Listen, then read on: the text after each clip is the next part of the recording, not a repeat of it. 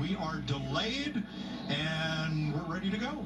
Well, they've done a great job in preparing the facility. We see a great crowd that has showed up tonight on a Wednesday night. I don't think anybody's expected to be standing here on a Wednesday night, but based on that LCQ and everything that we've seen so far, we are in for a heck of a show tonight. These guys are going to bump and bang. We're going to see some guys that go from the front to the back with the tire wear, so it's going to be fun.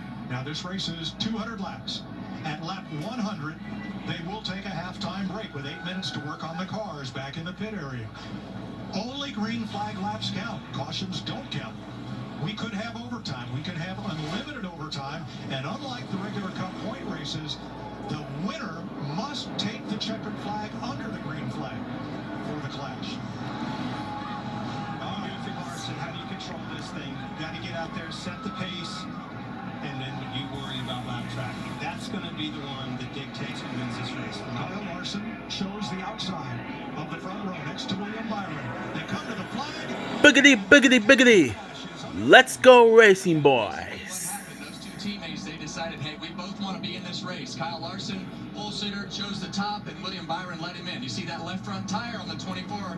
Under these cold conditions, very easy to slide the left front tire under braking. You want to do it as little as possible because that tire will create a flat spot and it will find it every time you start braking. 1, 2, 3. Larson, Byron, Briscoe. Hamlin and Gibbs, teammates fighting it out for the 4th spot. Yeah, we talked so much last year about the speed in that 54 car. Joe Gibbs Racing in general, but Ty Gibbs has had a lot of speed as he's gone through the end of the year. Now just looking to get his season started off right, was in the LCQ last year, didn't make the race. Now in a great position to be a contender tonight. Now the 17 is Chris Buescher. He is the first Ford in this race. How long can he hang there and run in the outside trying to gain ground? Well, these cars have proven, we saw it last year, we've seen it in this LCQ, they can run side by side on this little bull ring. Yeah, Chris Buescher had a really good car in practice. We saw a lot of speed out of Chris in that 17 car. Christopher Bell, we saw some loose end tendencies when that car would get under braking in the corners. So won't see much of that right now until we get 20 or 30 laps into this race to see what the handling characteristics are. But you see Buescher up on the outside, able to keep himself in contention in that second groove.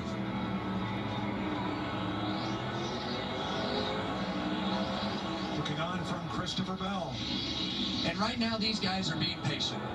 We know that this is going to be a physical race, but you want to have as few enemies as possible as you go through the night. So you want to feel what your car is doing, understand everything that you have going on underneath you, and then you start pushing the issue after you see how your car is handling. So as we see this second restart after we get done with the first 100 laps, it's probably going to be a little more aggressive than what they are right now. 100%. You're seeing them sorted out now. As you saw Buescher get in line there, he was looking for that line, couldn't find it, finally found the hole behind.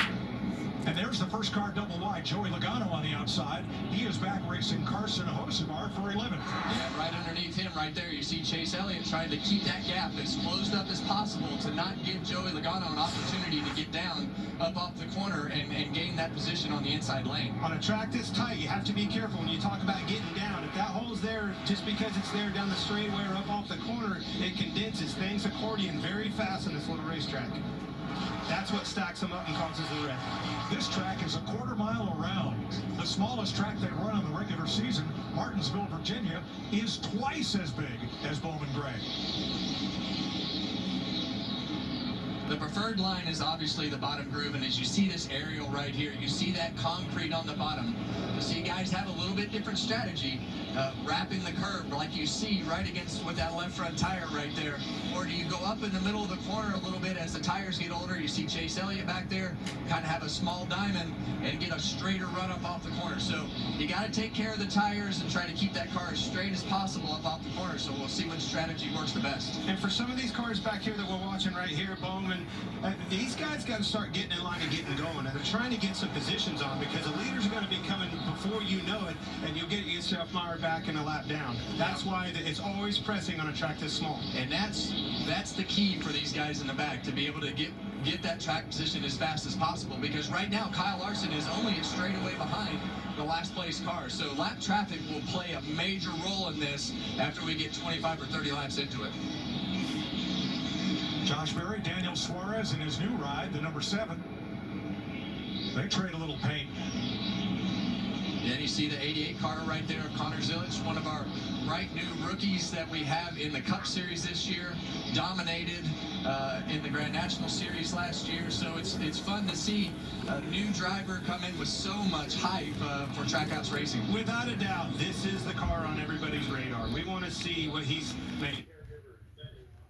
Of the 38 drivers that tried to qualify for this race, the 2 with new teams this year made the show. And there they are, Zilic. Right now, Daniel Suarez is in trouble. He's the last car on the racetrack, and he's going to be the first one in Kyle Larson's sights to go a lap down. So 100 laps doesn't sound like a long ways, but we just crossed the line for lap 20, and he's not far from going a lap down. Kyle Larson has led more laps already tonight, 19, than in his Clash career combined prior to tonight. Well, it shows you just how fast things. Kyle Larson has led all 20 laps so far. Qualify his way through the last chance qualifying race this year on the pole, leading a bunch of laps early on in this race. Byron 3/4 of a second back, and then that foursome of Toyotas from Joe Gibbs Racing. Briscoe, Gibbs, Hamlin, and Bell. Bushers, Ford, Wallace and Reddick from 2311, and then Ross Chastain completes the top 10. Yeah, we have a new compound on the left side of these cars, and that's what you're going to hear us talk about that has created some more of this fall off. And I think these guys all know that they need to take care of those rear tires to be able to keep their car going on the long run. So seeing everybody be pretty patient right now, but at some point that right rear tire is going to start to go off, and these cars are going to start to slide around. Clean and green through 24 laps at Bowman Gray Stadium in Winston-Salem, North Carolina. We're going to take you, Fox, side by side.